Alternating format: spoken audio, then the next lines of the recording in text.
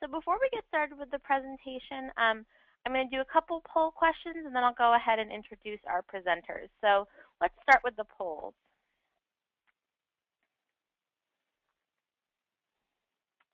Okay, we're going to launch. There's going to be 2 questions. We're going to launch the first one.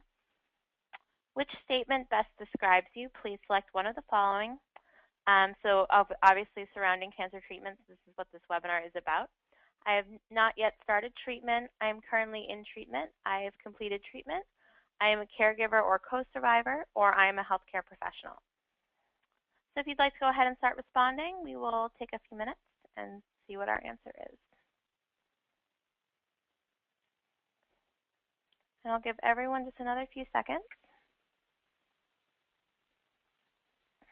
Okay, and we'll go ahead and close the poll. Okay, so it looks like we have a majority of you, or 93% of you, are healthcare professionals, and 7% of you are caregivers or co-survivors. So looks like we have most people on the webinar are looking to help others, whether they are your family members or your patients or your clients. So hopefully this will be informative for you. Okay, and we're going to do one more question. How do you get most of your information about cancer? Please select one of the following. Searching on the internet, asking my medical team, discussing with survivor friends through an advocacy organization. So go ahead and start responding, and we'll give everyone a little bit of time.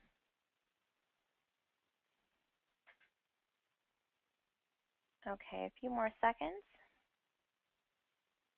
And we will go ahead and close the poll.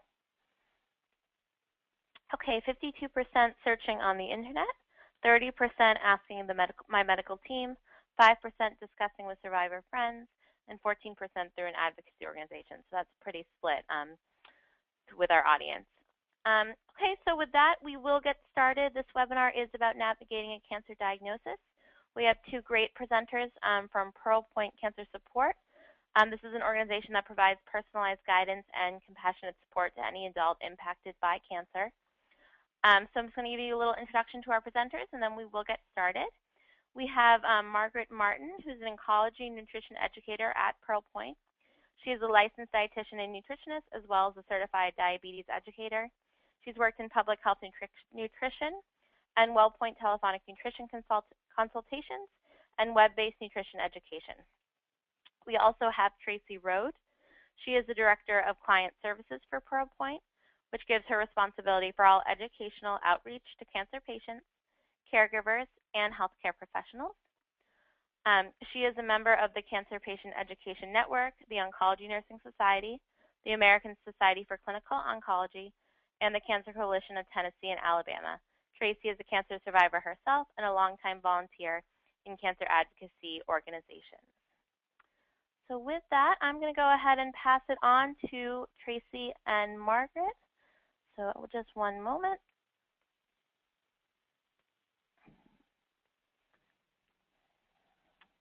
So Tracy, if you would like to take it away. Are you seeing my screen? Yep, everyone should be seeing Tracy's screen now. Yep, you're all set. Okay, fantastic. Elizabeth, thank you so much for having us. We're really excited to be able to talk to this audience. We've been working with NeedyMeds for a long time and are so grateful for the support that that organization gives to so many patients, and through them we're able to help a lot of people negotiate some of the tougher financial difficulties of cancer treatment. We are PearlPoint Cancer Support. And maybe the mouse, there we go. Just want to quickly give you an overview of our organization and then introduce you to My PearlPoint, which is our website that's more or less a patient portal for educational information. And then Margaret is going to talk to you about some of the nutrition considerations that people face during cancer treatment. Now, we are going to present this information talking to patients and really addressing those of you who are on the call who may be going through treatment and needing help with some of those side effects. But please know that we are able to tailor our presentations for healthcare professionals and for caregivers, and that we have information available through My PearlPoint for everyone. And then we'll entertain some questions. Okay. Our mission is to create a more confident cancer journey for adults anytime and anywhere. We are headquartered in Nashville, Tennessee, and I know you guys are spread all over the place. We're having a beautiful but chilly day here, so I hope you're having a nice one as well. We have been around for 26 years. We've served patients, caregivers, and healthcare professionals with expert advice from professionals that they might not be able to access otherwise through our nutrition educators, social workers, registered nurses, the oncologists and researchers on our scientific advisory committee. We are a channel to that expert level of information that you might not be able to get otherwise, and you certainly could not get at 3 a.m. when you need to find something on the internet that you didn't remember to ask when you were at your appointment. What our thought was in creating my PearlPoint is that you don't know what you don't know when you're a newly diagnosed cancer patient. Sometimes you've had experience through a friend or family member and actually know the questions to ask, and sometimes you really don't even know where to start. So we've tried to give the ability to search for information as well as we've guided through certain sections, through certain aspects of the cancer journey, and all done with vetting from peers of the clinicians who have created the information, as well as our scientific advisory committee.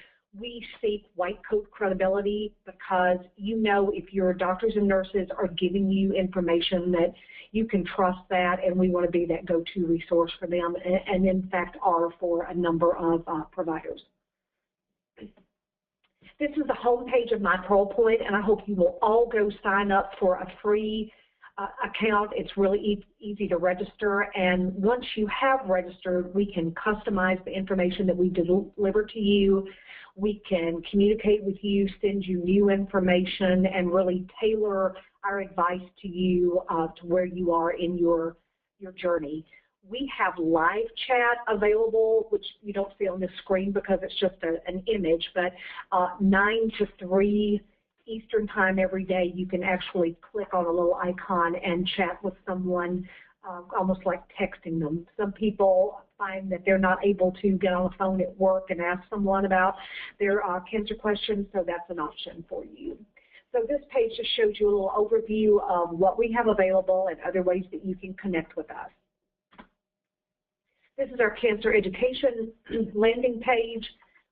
We've taken great care to provide information that is accessible to everyone. A lot of the information that we've created ourselves is at 4th to 6th grade reading level, which may sound like it's low and it's C-spot run, but believe me, when you're hearing some of these oncology terms for the first time, you will appreciate seeing things broken up into chunks of information that you can understand. We're using the National Cancer Institute's content as well to supplement what we've written ourselves to provide those basic overviews of cancer types and treatments. We have lots of different types of information that we provide. You all probably know someone who has a PhD in astrophysics, but they can't find their way to the nearest donut shop if someone isn't on the phone telling them.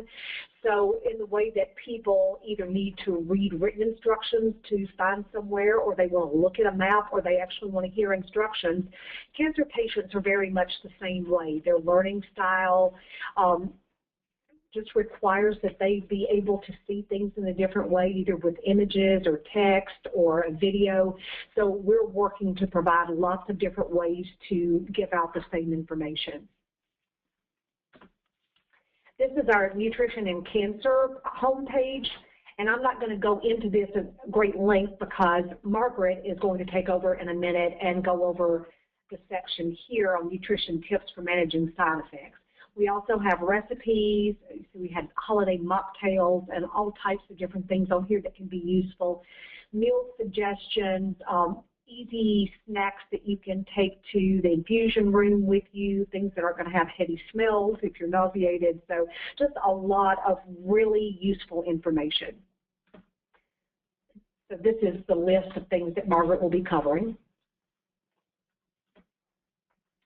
I wanted to just really briefly show you that we have a clinical trial locator on here.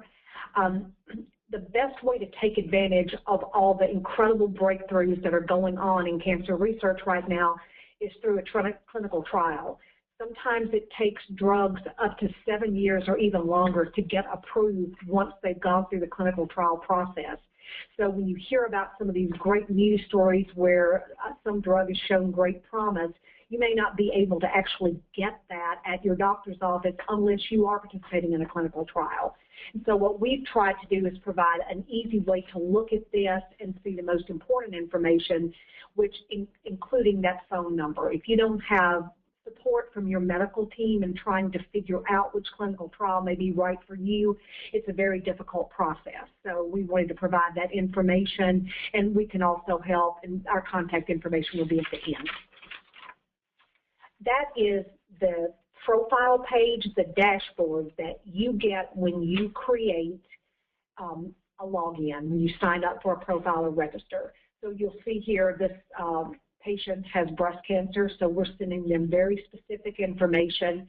We have some useful documents on here, treatment log, side effects log, just so that you can have things to print out to really help you, or you can save them on your laptop or your mobile device.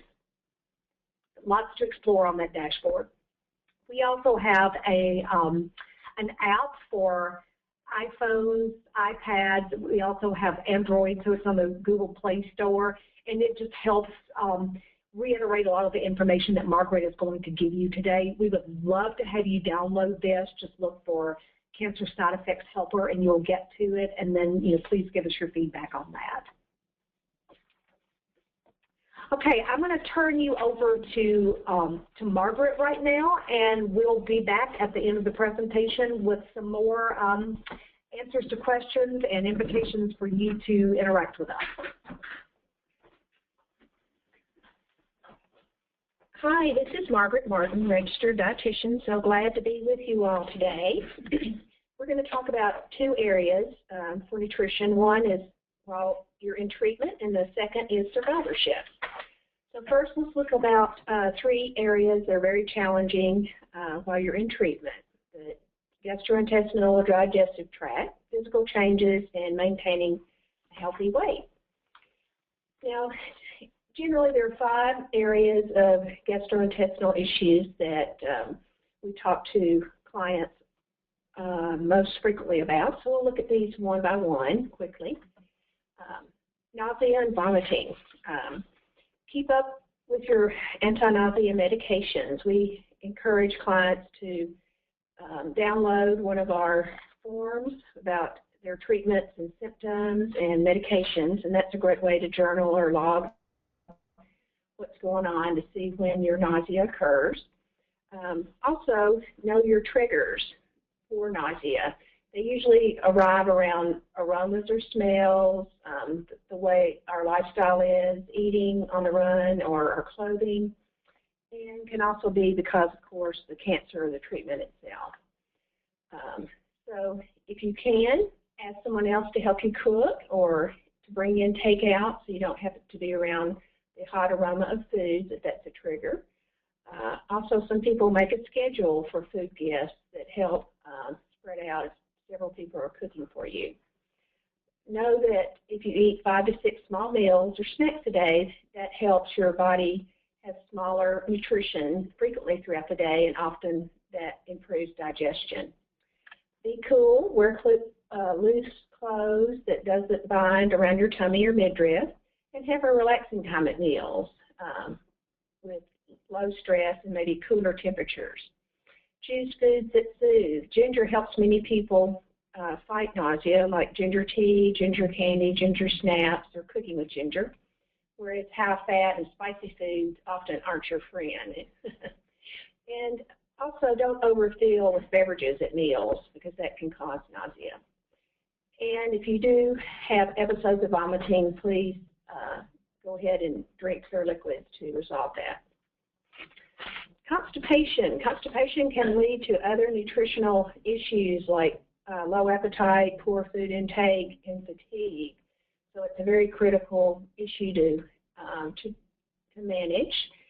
one way to think about constipation is what makes a healthy bowel movement, and that's usually a combination of having enough fluid and adequate dietary fiber. So, of course, we're going to suggest at least 6 to 8 glasses of fluid a day. Anything that's melts at room temperature is considered a fluid or a beverage. So even milkshakes, nutritious beverages, juices, and Jell-O are fluids. Some people don't think about drinking between meals or at nighttime, but that's a great time to get your fluid in. And most people can tolerate 25 to 35 grams of fiber each day. And at bedtime, that's a great time to have some extra fiber and fluid. And that way, when you wake up in the morning, often you'll have a regular bowel movement. So bran cereal with prunes is a great idea for a lot of people. Diarrhea is another high-risk nutritional area.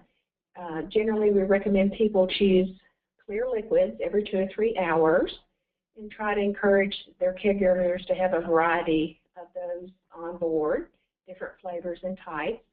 Of course, in the juices, apple, grape, and cherry are more low acid, and they tend to work better than orange juice or some of our other sports juicy drinks.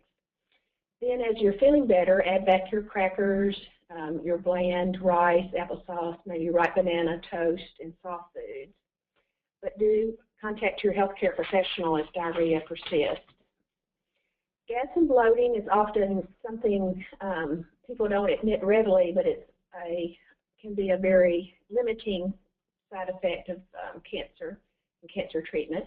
Generally, we suggest to people to avoid foods that can trigger bloating, such as the spicy foods, carbonated beverages like sodas, raw veggies, and acidic drinks. Some people can use carbonated beverages if they let them air out in a glass for 10 or 15 minutes and let some of the bubbly go away. Also, some people find if they have more fiber in their diet, that helps. Some people find they have to eat less fiber. And generally be more mindful about how you are eating. Try to slow down and eat slowly. Don't rush. Don't use straws. Drink from a glass or a cup. Don't chew gum, but maybe use mints instead, because chewing gum is kind of like using a straw. It introduces gas into our system. And try to stay as active as possible to aid in digestion. Lactose intolerance is a problem that's encountered sometimes in cancer because of the treatment or the cancer itself.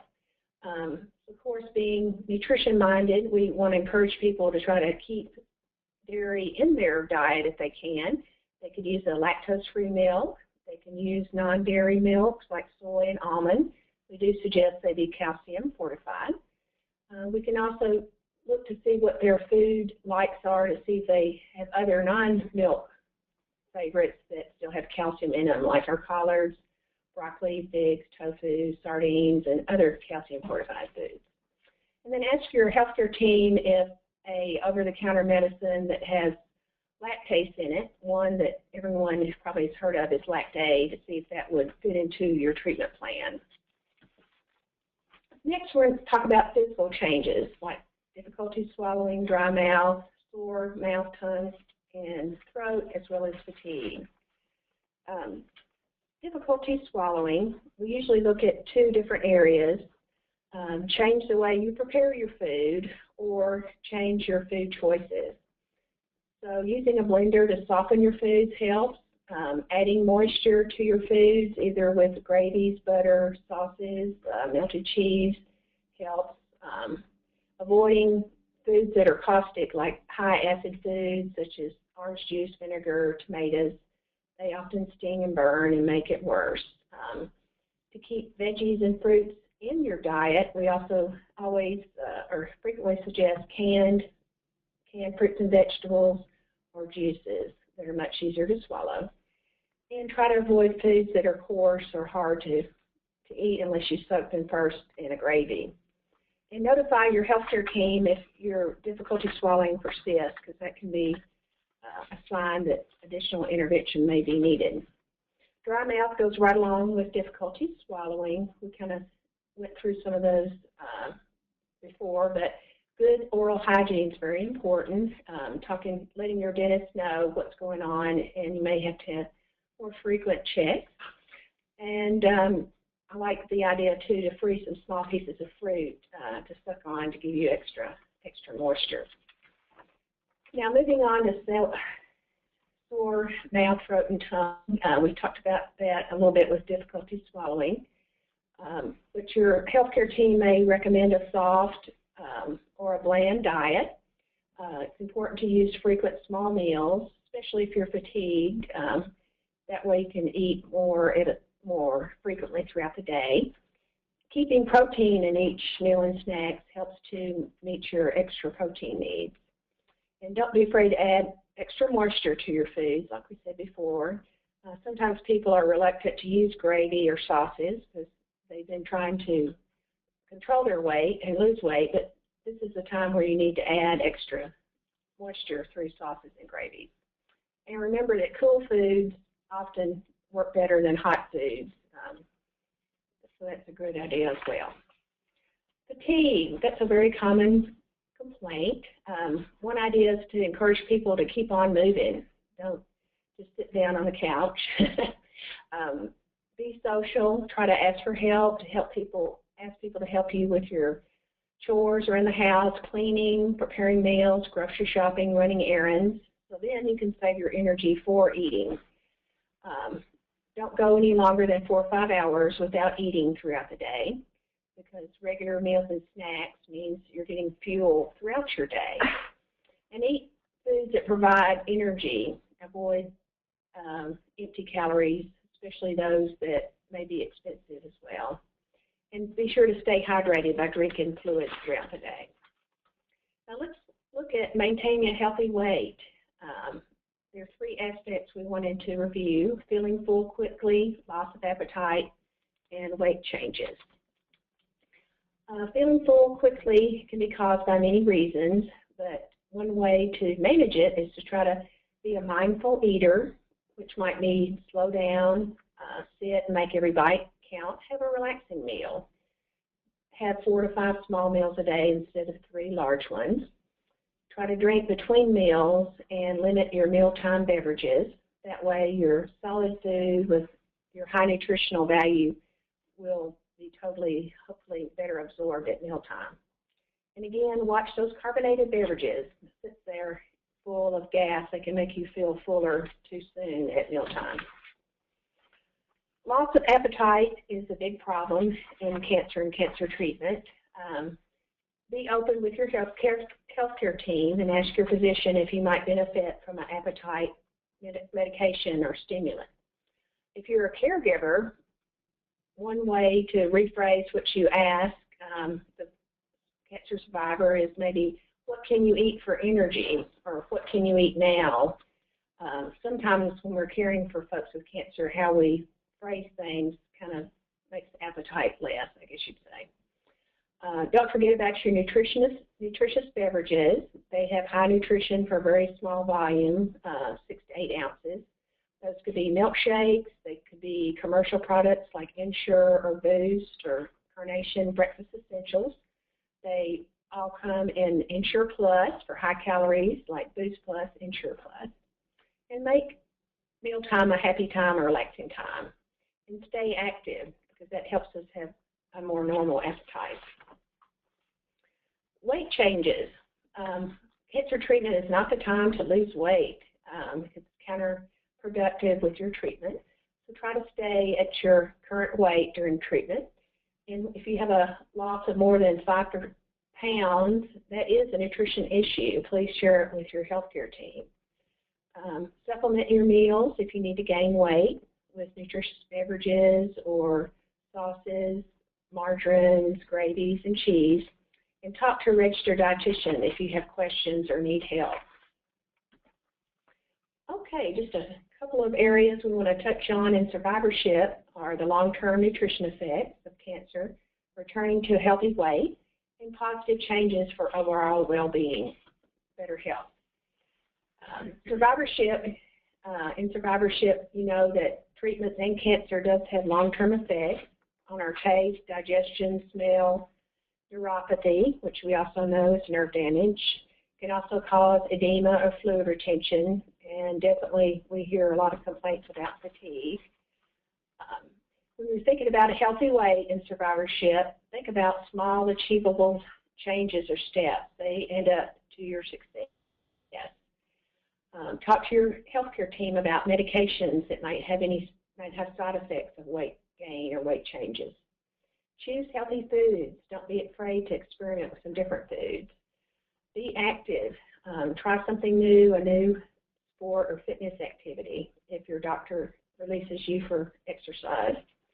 Keep realistic and stay positive, and consult a registered dietitian and programs in your area. Here at PearlPoint, we can help you locate those. And you're always more successful if you have a good support system.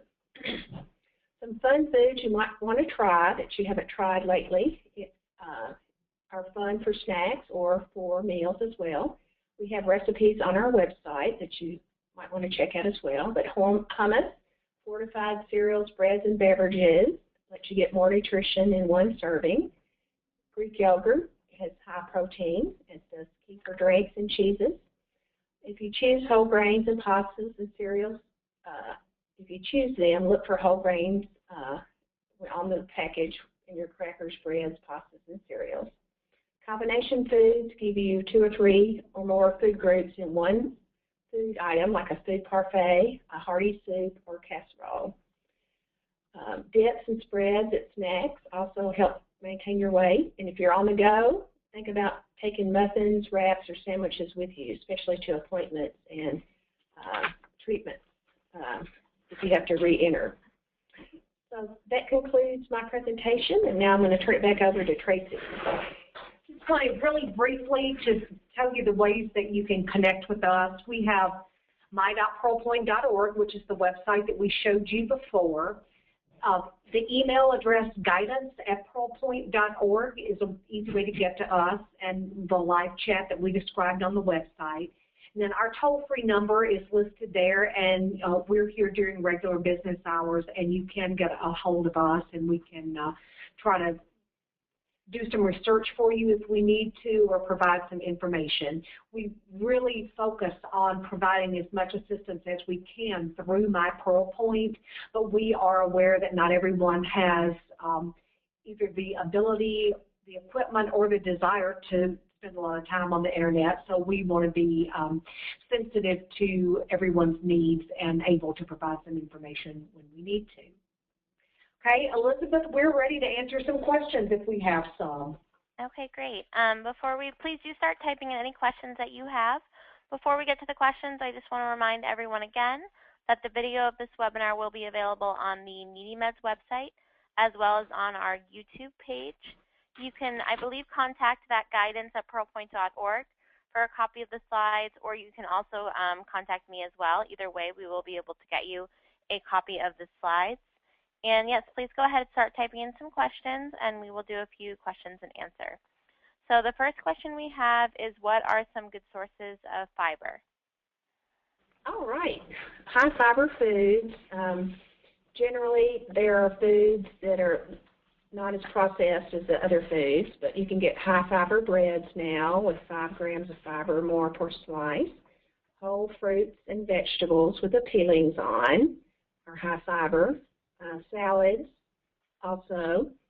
And let's see, some people need a fiber supplement, so sometimes we suggest that if that's needed, like Beneprotein, they make a fiber supplement called Benefiber. So I think fruits, vegetables, and whole grains. Some cereals now have 15 to 18 grams of fiber per serving, but I would start with small servings of those till you get used to it. Okay. So we have a question, I think you sort of answered this, but just to clarify, are there any costs involved for your services, and where does PearlPoint get its funding from? Absolutely no cost ever. And we are completely funded by private donations. Throughout the years, we've made a lot of impact on individual survivors' lives and caregivers, and and some of those have been very generous with us, and some of those amounts were really big, and some of those amounts were really small. But we certainly appreciate everything. We, like most nonprofits, apply for grants and that type of funding, and we're always glad to receive corporate support and foundation support when we can get that. But again, it's all private donations, and everything is free. Okay. Maybe also your hours for if people want to call or live chat. What are those hours? Right now, we staff live chat from 9 to 4 Eastern Time. So that's going to be 6 to 1 Pacific Time. We always have the option of extending those hours. If we start getting a lot of calls from or emails from people on this webinar and we need to make some arrangements to be able to serve your needs, we can do that. But we are available to provide as much information as we can during those hours, and certainly get the research. There may be some questions that folks have related to a specific resource or a particular combination of nutritional issues that it may take us a day to get all the information collected for you, but then we can get that back to you. Okay. And then the website is available 24/7, 365. Okay. And I think you mentioned this at the beginning of the webinar, but we do have a lot of healthcare professionals on today's webinar. Would you encourage them and the caregivers, maybe not necessarily the people with cancer, but the people helping them to sign up as well? Do you think there's a lot of help out there if signing up for My PearlPoint as a professional? Absolutely. In fact, we have a healthcare professional login now, so if you click to sign up for a profile, we have a special train of questions that we take healthcare professionals, so we'll know kind of who you are and what type of patients you're serving, so that will help us communicate better with you. We are in a huge mode of content development right now, and some of that has come from, frankly, we work with a lot of nurse navigators, and for you patients who may not know what a nurse navigator does, they generally have a nursing degree and oncology nursing experience, but they also have a tremendous command of other resources and other information, as well as the ability to help the patient coordinate all their appointments, all the different information that they require, and just many other things that help serve as a coordinating point for someone's cancer treatment and survivorship. So we have gotten great feedback over time on what types of things that they need. We've got one nurse navigator here in Middle Tennessee who actually pulls up our website on her iPhone and uses that as a teaching tool with patients. So we are able to not only help you find on our site what you need, but certainly able to help develop things that will work well for your patients. Okay, thank you. I think it's so much more fun to be a nonprofit.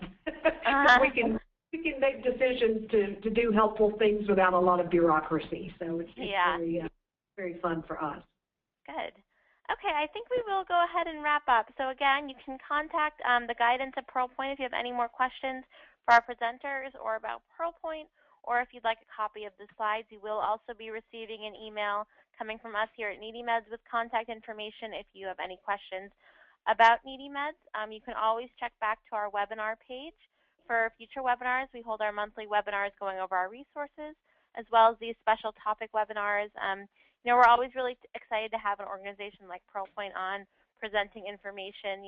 At NeedyMeds, we strive to provide all the resources we know about that could help people with their medications and healthcare costs. But it's always great to provide information about an organization that's, giving people and healthcare professionals support like this. And, we can't necessarily go that level here at NeedyMeds. So we really appreciate all the work you're doing, and I hope this was an informative webinar for everyone and that you all have a wonderful day. So thank you very much.